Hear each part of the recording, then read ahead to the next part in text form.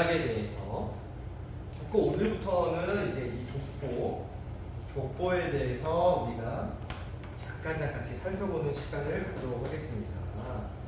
성경에는 여러 군데에 걸쳐서 족보를 기록하고 있어요. 그래서 그걸 읽다 보면 낳고 또 낳고 이제 그렇게만 읽다 보면 그 의미를 찾을 수가 없어요. 그렇죠? 근데 오늘부터 몇 주간 우리가 성경 족보 속에 담긴 그 의미에 대해서 함께 살펴볼 텐데, 이 의미에 대해서 우리가 깨닫고 나면 아마 그 족보를 읽는 게 낳고가 아니라 조금 더 하나님의 마음을 이해할 수 있고 알 수 있는 그러한 공부의 시간이 될 줄 믿습니다. 첫 번째로 보면은, 그러면 왜 구속사에서 성경에서 족보가 왜 중요할까라고 우리가 생각을 한번 해보면, 족보는 그냥 낳고가 아니라 족보는 이 성경의 역사, 이 구속사의 압축이기 때문입니다. 족보 속에는 성경 역사의 전체, 이 구속사를 족보 속에 압축해 놓았기 때문이죠. 그래서 성경에 기록된 족보를 우리가 잘 깨달을 수만 있다면 하나님의 이 구속사 전체를 우리가 쉽게 이해할 수 있게 된다는 사실이죠.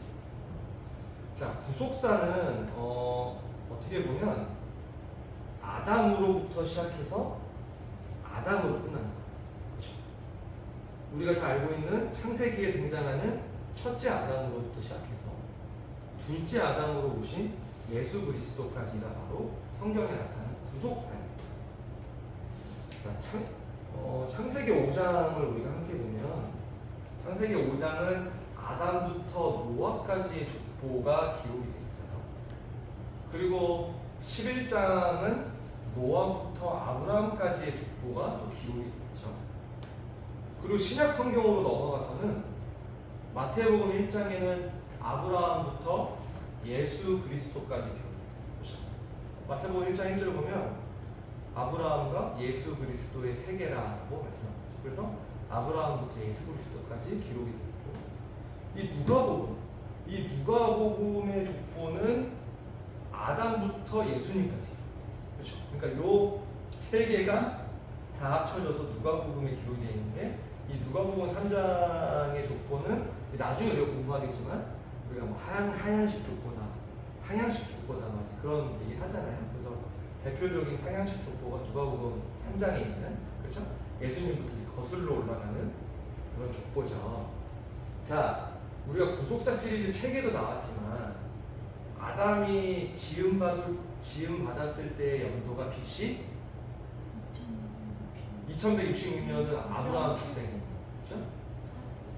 4114년으로 우리가 계산을 해요. 우리가 쭉 계산을 해보면 주전 BC 4114년. 그러면 예수님이 이 땅에 오실 때,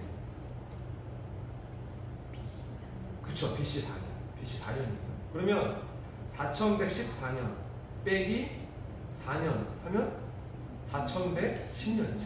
그러니까 이 족보에 기록된 그 연수를 보면 4110년의 방대한 구약의 역사가 이 족보 속에 함축되어 있다는 것을 우리가 발견할 수 있어요. 자, 그럼 조금 더 자세하게 볼까요? 창세기 5장 1절에 보면 아담 자손의 계보가 이러하니라라고 했습니다. 아담 자손의 계보가 이러하니라라고 말씀하고 있습니다. 자, 이 계보가 우리나라 말로는 한 단어잖아요. 계 플러스 보가 아니라 그냥 계보라는 그냥 한 단어잖아요. 한 단어. 근데 히브리 원문은 그렇죠. 히브리 원문은 두 단어로 되어 있어요. 두 단어로. 자, 히브리 단어는, 우리는 계보가 한 단어지만 히브리 단어는 세페르라는 단어와 톨레도시라는 단어가 합쳐진 단어죠. 자, 그래서 이 세페르, 히브리어로 세페르는 책이라는 뜻이고, 톨레도시라고도 하고 톨레도트라고도 하는데, 이 단어의 뜻은 족보라는 뜻이에요. 족보라는 뜻. 자, 그러면 아까 우리가 그랬잖아요. 아담 자손의 계보가 이러하니라라고 창세기 5장 1절에 그렇게 말씀하고 있는데, 그러면 히브리 원문을 우리가 그대로 번역해서 해보면 아담 자손의 족보의 책이 이러하니라라고 번역하십니다. 그렇죠? 아담 자손 족보의 책이 이러하니. 자, 우리가 한번 생각을 한번 해보죠. 창세기 자, 창세기 5장에 기록된 족보는 성경에 보면 한 페이지, 그렇죠? 한 페이지. 한 페이지잖아요. 보면은 한 장이에요, 한 장. 그런데 왜 여기서는 성경에서는 히브리 원어에서는 책이라고 했을까? 책이라고. 우리가 그거를 알아봐야죠. 창세기 5장에 기록된 이 아담부터 노아까지의 족보 속에는 무려 1056년 정도 되는 그런 기간의 막대한 역사가 압축되어 있기 때문에 그래서 히브리 원문은 족보 이렇게 한 페이지 같은 느낌이 아니라 족보 책이라고 그렇게 히브리 원문은 말씀하고 있는 거죠.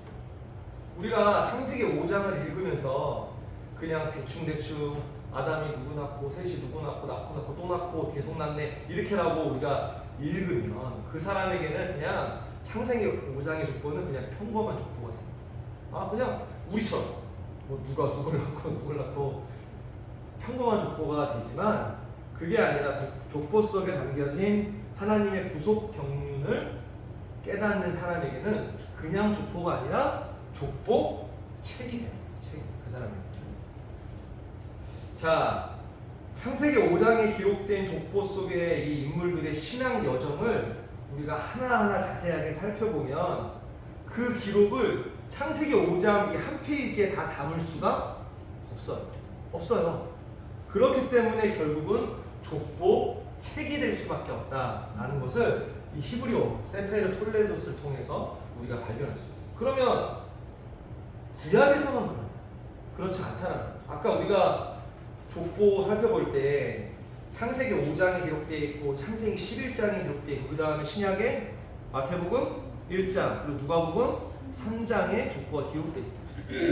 그러면 신약에서는 이거에 대해서 어떻게 말씀하고 있느냐? 자, 신약에서는 마태복음 1장 1절을 보면 아브라함과 다윗의 자손 예수 그리스도의 세계라라고 말씀합니다. 여기 세계. 여기도 마찬가지. 이 세계라는 이 단어도 우리말로는 한 단어예요. 그렇죠? 한 단어. 세계라는 단어가 한 단어죠.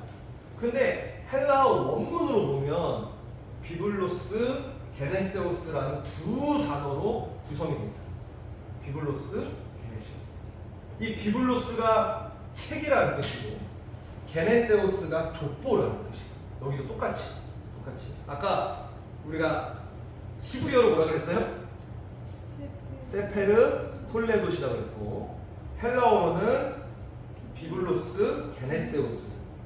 자, 그러니까 이 비블로스 게네세오스 족보책 이거를 살려서 그대로 번역하면 똑같아요. 아브라함과 다윗의 자손 예수 그리스도의 족보책이라고 번역할 수 있는 거죠.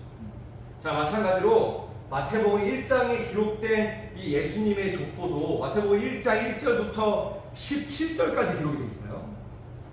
어떻게 보면 굉장히 짧은, 우리가 한 5분인 거야. 한 1분, 2분이면 그냥 바로 쭉 읽을 수 있는 그런 분량입니다. 그럼에도 불구하고 책이라고 성경은 말씀합니다. 그러니까 그 족보 속에 엄청난 양의 내용이 담겨져 있기 때문에 성경은 족보라고 하지 않고 족보 책이라고 말씀합니다. 자, 그럼 우리가 오늘 한번 다시 정리해보면 성경에 기록된 이 족보 속에 담겨져 있는 하나님의 구속 경륜을 깨닫는 사람에게는 무엇이 된다? 족보 책이 된다. 그런데 반대로 아무런 의미 없이 족보를 읽는 사람에게는 한 장짜리, 그냥 성경이 한 장짜리에 불과한 족보로 보일 것이다라는 것을 우리에게 말씀하고 있습니다. 그래서 저도 이 공부 준비하면서 고민을 많이 했던 게 이 족보 파트가 좀 어려운 부분이라서 이걸 어떻게 접근을 올해 할까 내년 할까 이제 고민을 했었는데 이왕 하는 김에 빨리 시작하는 게 낫겠다라고 해서 이제 시작을 하고 있는데, 그러니까 이제 앞으로 우리가 계속해서 족보에 대해서 공부는 할 텐데 우리 성도님들도 이제 같이 공부를 하시면서 한 장짜리 우리가 족보로 끝나는 것이 아니라 우리를 구원하시기 위한 하나님의 그 구속 경륜이 이 족보 속에 담겨 있구나. 그래서 족보 책이라고 하는구나 라는 것을 우리가 다시 한번 근본 이 족보 관련된 성경 공부를 하면서 깨닫는 그런 믿음의 시간이 다 되셨으면 합니다. 네. 그래서 오늘 여기까지 할게요. 되게 빨리 짧게 되죠? 오늘 여기까지 하고 다음 주에는 조금 더 아마 분량이 좀 많아질 거예요. 네. 다음 주 많아지니까 오늘 짧게 하네요. 그래서 여기까지 하도록 하겠습니다. 자, 기도할게요. 사랑의 아버지 하나님 감사합니다. 하나님의 거룩한 날 주일을 우리에게 허락해 주셔서 예배에 참석함으로 말미암아 아버지가 예배해 놓으신 그 모든 축복을 다 받아들일 수 있도록 인도하신 거 감사합니다. 또한 이 공부 시간을 통하여서 우리가 성경 구속사에 나타난 그 족보에 대해서 우리가 하나하나 살펴볼 때에 그냥 한 장짜리 단촐한 족보로 우리가 받아들이는 것이 아니라 그 속에 담겨진 우리 아버지 하나님의 구속 경륜을 깨닫는 족보 책으로 우리가 믿음으로 받아들이는 귀한 믿음의 공부 시간이 될 수 있도록 함께하여 주시옵소서. 사랑의 우리 아버지 하나님, 우리 말씀의 성도님들 근심이 있고 걱정이 있고 또 아버지 하나님 여러 가지 어려움이 있는 사람들도 있습니다. 사랑의 우리 아버지 하나님, 우리 하나님과 더욱더 가까이 함으로 말미암아 그 모든 어려움 속에서 해방받을 수 있도록 해결받을 수 있도록 우리 하나님께서 역사하여 주시옵소서. 2025년 한 해가 이제 3달 조금 남았습니다. 사랑의 우리 아버지 하나님, 올 한 해 얼마 남지 않은 기간 동안 잘못된 나의 신앙의 모습이 있었다면 다시 한번 돌이킬 수 있도록 인도하여 주시고 우리 아버지가 기뻐하시고 인정하시는 그런 믿음의 사람들로 하루하루 변해가는 우리 말씀의 성도님들 다 되실 수 있도록 함께 하여 주시옵소서. 다음 주에 만나는 시간까지 함께 하시는 믿고 감사를 드리며 예수 그리스도의 이름으로 간절히 감사 기도드리옵나이다. 아멘. 말씀이 살아 움직이는 교회, 성도의 사랑이 넘치는 교회, 섬김과 헌신이 기쁨이 되어 열매